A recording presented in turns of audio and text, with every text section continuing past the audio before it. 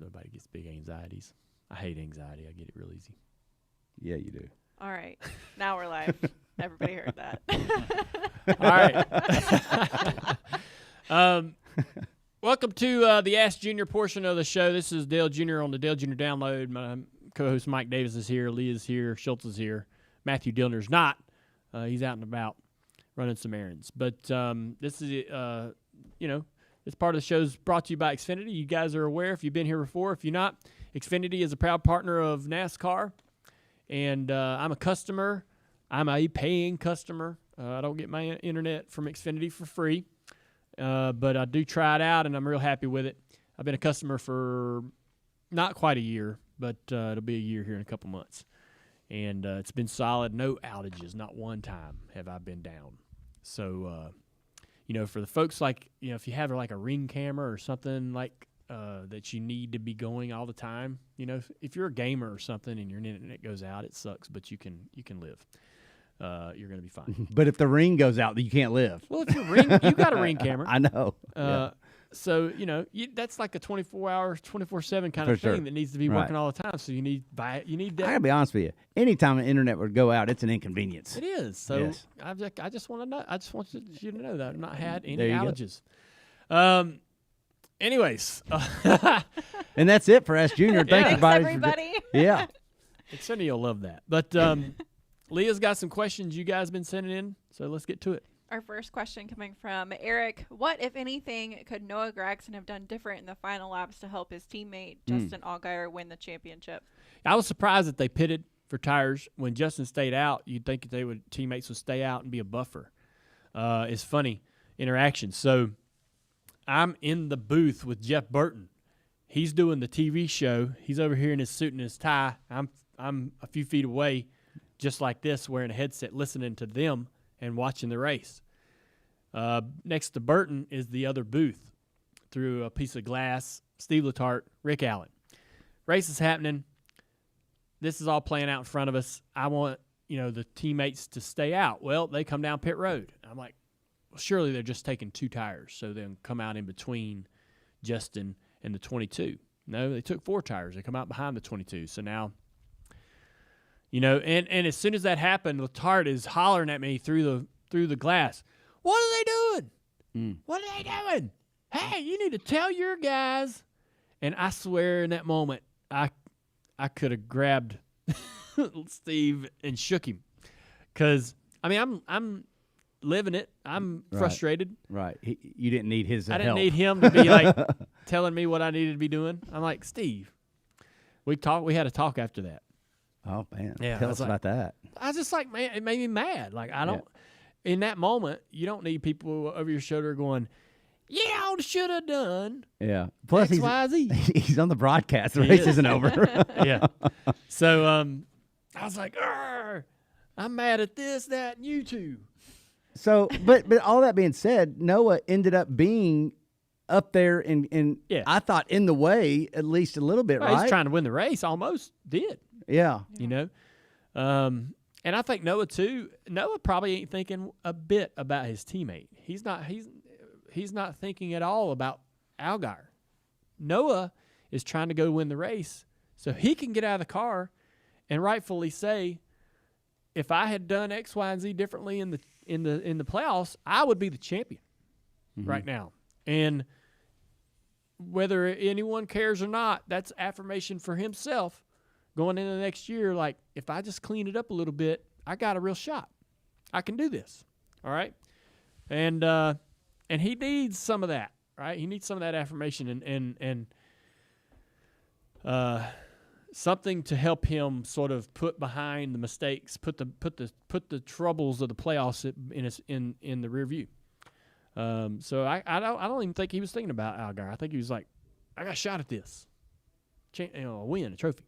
So, is there anything wrong with that? No. Yeah, so I was going to say, no problem. I thought, okay, so. I thought Justin did a good restart. I thought he actually held on to the lead longer than I expected after watching the truck race the other night and how that all worked out for Moffitt staying out. I mean, that just was just awful for him. Did not work out. But then that goes back to a question. So Jeff Burton said on the broadcast, and I think Letarte even agreed with him, that no matter what happens on this restart, Burdett and Allgaier made the right decision by staying out. Do you agree with that? Yeah. I mean, they might have been able to come down and get 2 tires. But did you expect Cindric and all those guys? No, sure it is. But I'm saying, I'm going back to that moment when it happened. Burton and Letarte said, shocking for me to see Cindric come down pit road. Okay, yeah, I was sort of the same way. That took some guts. Yeah, right. Because Huge I don't think you didn't think you were going to come back and restart on the second row. The gutsy call is that not only did they pit, but that when they see how many people come down pit road with them, that they didn't take 2.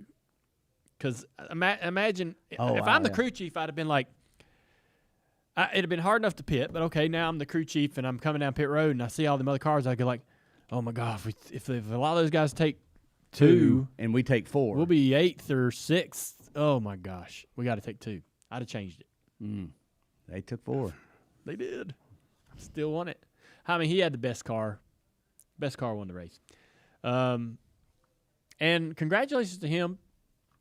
Great year. Yeah, I mean, it's a great year. Goodness, yeah. Can't fault him. All right, our next question coming from Miller. Is it concerning that every Final Four race for the championship, it seems like the Final Four are the only ones in the top 5 the whole race? I guess I would worry about people being new to the sport, feeling like it's rigged or scripted. So I tried to, I tried to wrap my brain around that. Let's see. I got a, well, maybe not. I don't have it. So the champion has won the final race since 2014. 2014, 15, 16, 17, 18, 19, 20. The champions won the race. Before that, the champion that won the final race was in 2011, Tony Stewart. I believe 1998, Jeff Gordon. And 71, Richard Petty. That's something. Wow. So it happened 3 times. And then it's now up until 2014, it had happened 3 times since 71. That's amazing. You got to bring it on that last race. Now it's happened every time in the last 7 years, 6 or 7. So, and the other thing too. Okay, so that's one crazy stat. The other thing too is that each weekend, each final race, the four guys that got a win are in the top 4 all night. I wonder, I never once assumed that was an indictment on something being rigged, but I do wonder if it's an indictment on the other competitors of not racing them hard. No.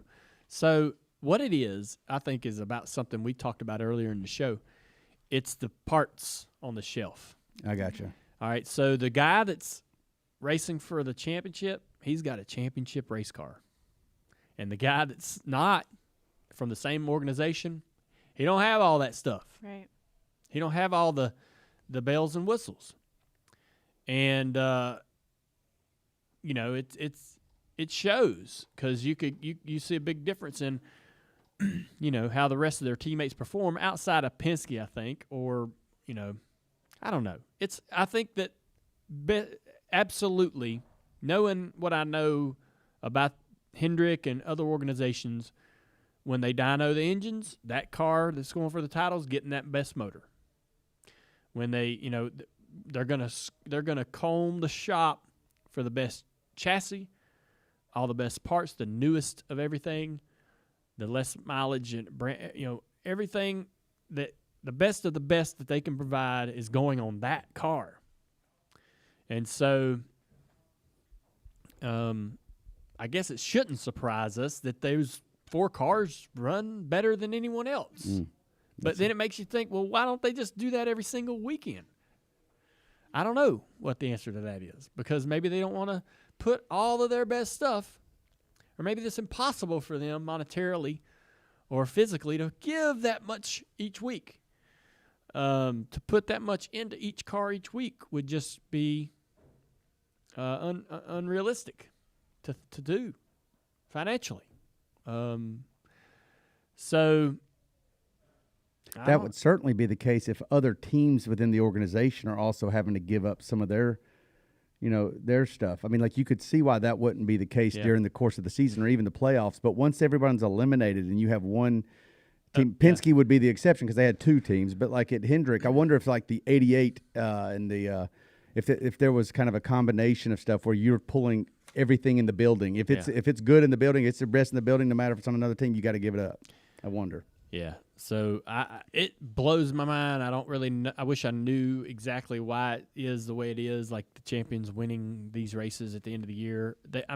There's a lot of good reasons, but what are the – I don't know. And the fact that they all run in the top four, it's impressive. I don't feel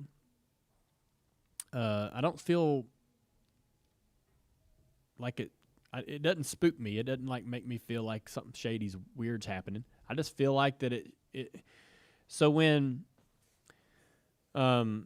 we call it getting another gear, or somebody has another gear. Basically, you just assume all the drivers out there and the teams, they have 4 gears, right? And it's a metaphor.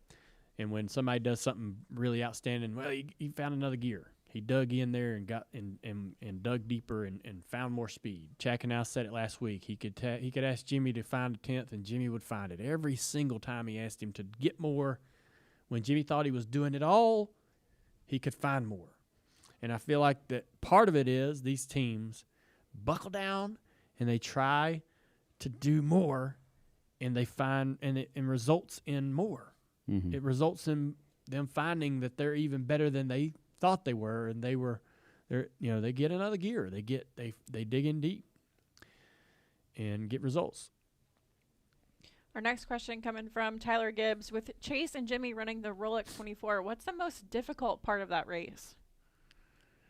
The hardest part, I think, is just trying to rest, trying to sleep, and not.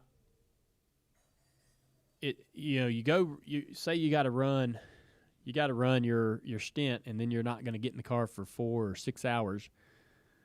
Going to somewhere quiet where you can sleep for a little bit is impossible. You're wired. You get out of the car, you got a crazy adrenaline rush running through your whole body. And if you ever race a race in the Cup Series or run any kind of race on a Saturday night short track, when you get done, you can't go home and go right to sleep. You got to let that adrenaline kind of fade out before you can shut down. And so I think that's the hardest part. You get out of the car and they're like, "Hey, go take a nap," and you're like, "Are you kidding me? I can't even think about sleeping right now." And then what happens is you might be able to get through the night, without sleeping. But once you get to 4, 5, 6 in the morning, and you got to race to 12 noon or 2 o'clock in the afternoon, it starts to hit you. You're like, "Man, I got a stint coming up, and I'm freaking tired, sleepy," And then you go race and drive your stint, and maybe you're not as sharp as you should be, and then you get out of the car and you're super tired, but you just can't sleep. Everybody's been that way before, where they're just dead tired, but their body won't let them shut down. Their mind won't stop racing. That's the hardest part. Kevin Thomas asks, what do you think is the most important job on a NASCAR team that doesn't get the public attention it deserves? That's a good question. That is a good question. I know. You think you have an answer? Without a doubt. Go ahead, Mike. Transporter driver. Oh, yeah. Go ahead. Elaborate. The transporter driver, you think about pressure. You could have the best crew chief. You could have Chacanow in your pit box and Jimmy Johnson in your car, but if that equipment doesn't get to the racetrack, they ain't racing. You know what I'm saying?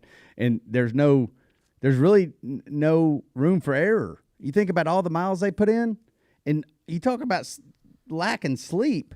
How about the transporter drivers that work all day at the racetrack? Oh, yeah. All day, from the garage open, probably cooking, probably running pit box, running stuff back and forth, then having to drive. I know that sometimes they run with backup drivers, but still, That right there is a job that it takes special people to be able to do it and do it well. Because I mean, you could get anybody in the truck, they go wad your stuff up on Highway 77, then a lot of good that did. But I think that's just that's what sticks out to me. Yeah, I can't top that one. That's a good one, Mike. All right, guys, that's all we got for today. All right, everybody, we got a great show for you coming out later. Chase Elliott's a guest on the show. Me and Mike had a pretty good open segment where we kind of wrap up the season, talk about everything that went on. There was a lot to it, not just what happened on the racetrack, but in everybody's lives this year. And so we got a few more shows before we wrap up the year. And me and Mike are even talking about doing a few more things throughout the off season to keep you guys happy with content and show you what's going on while we prepare for the next year. We got a good one next week. We don't need to tell them who it is, but next week we got a good one. Yeah, we got one. We got a guest next week that I am super excited about. Big time, top 10 guest. Yes. And it's probably going to be 2 parts. So we'll have two shows out of that one guest. And, yeah, I'm looking forward to that. It's going to be a popular show for sure. So we're excited to continue our season. Even though the NASCAR season's over, we're not done here at the Dale Jr. Download. We'll see you guys next time.